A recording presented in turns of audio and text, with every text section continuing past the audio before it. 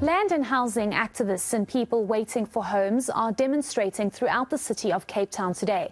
They say they've been promised social houses on 11 previously identified sites since 5 years ago. There are more than 300,000 registered applicants on the city's housing needs register. Our senior reporter Ayesha Ismail is on the ground to assess the situation. She joins us now live. Ayesha, perhaps just give us some more detail about this current situation and what's happening. So Heidi, this morning, this organisation called Reclaim the City had what they call a commemorative walk along the streets of Woodstock and Salt River, and they're saying that there's enough land for the city of Cape Town to build social housing.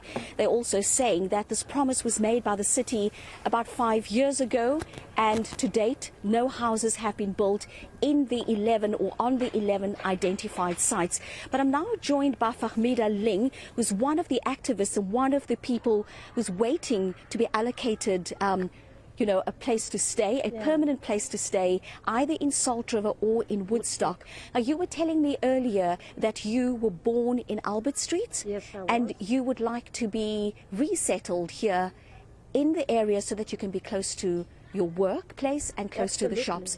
But just before we go, I know that a lot of people have occupied this, what's been called the old Woodstock Hospital. Why did that happen? Because we had no alternative accommodation.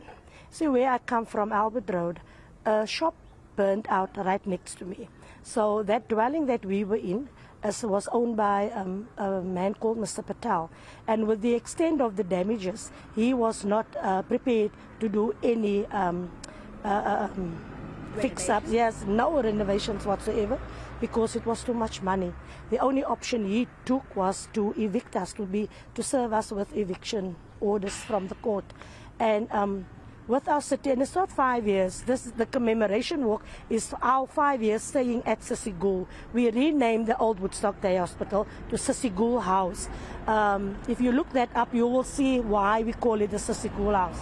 But it's actually 11 years since the city has promised and earmarked public spaces in and around the city area for housing, for affordable housing, which hasn't happened since. And we are staying in Sissigul House today because of the failure of the city to provide us with accommodation. I was born in this place. I raised my children here. I'm close to my work here. The children are going. Everything is within the proximity of where we are staying. So the only alternative the city had for us at the time when we lost our case, our court case, was a place called Wolverine, almost 40 kilometers out of the area here. So if you know Wolverine, you will know why we refuse to go and stay in Wolverine, because no ways are we going to live in a tin shack. No ways. So up until the city ups and see it to us, because as the mayor clearly said in a meeting now a few weeks back, his personal commitment was the lights, the load shedding, and the water crisis. So I asked him why he does not add to his personal commitment list and add the social, the housing crisis as well. Fahmida Ling, I'm going to have to leave it at that for now. But Heidi, we will be speaking to the city of Cape Town at around 1 o'clock today to get their side of the story. We did speak to the city yesterday, and they were saying that one of the major problems that they're facing at the moment is the fact that people are occupying land and buildings illegally, land that has been set aside for social housing. And coupled with that is the fact that they're what they call the construction mafia, that is extorting companies that have been assigned by the city of Cape Town to build houses for people in need. Okay, Ayesha Ismail, thank you for that update. We'll be checking in with you later.